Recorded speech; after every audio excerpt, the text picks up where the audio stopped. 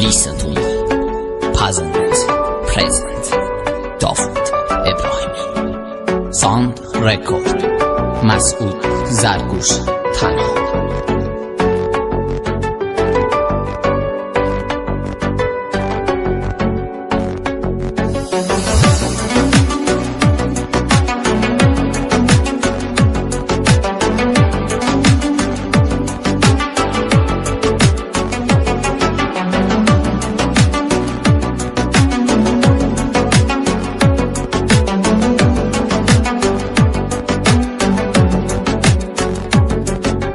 چند روز رفتی پر اشکم، کاشکی بدونی که شکستم بعد تو دنیام دیگه زندونه. تقصیر من نیست اگه خونه سوت و کوره، دیگه هیچی مثل قدیما نمیمونه. سخت گذشتن از خاطره ها و از اون همه روزای خیلی قشنگ، باور من نبودیم که بری منو تنها بذاری و هیچی نگی.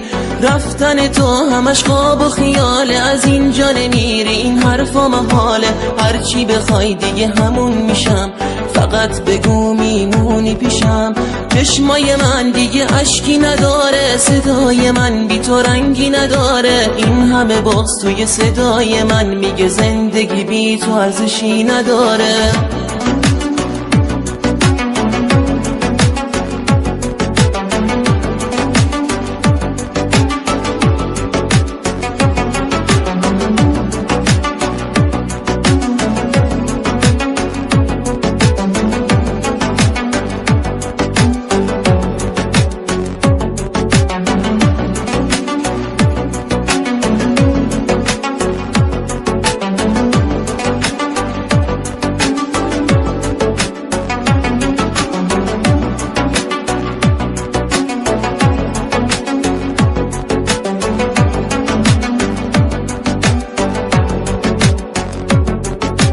بس میدونم یه دروغه، پاشو که قلبم نمیکوبه. دوری تو وجودم رو میسوزونه.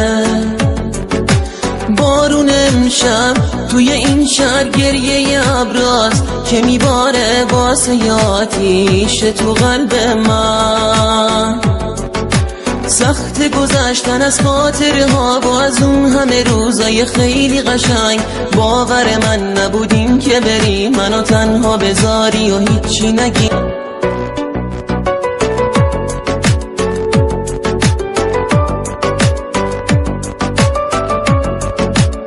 Arrangement by امین حداد.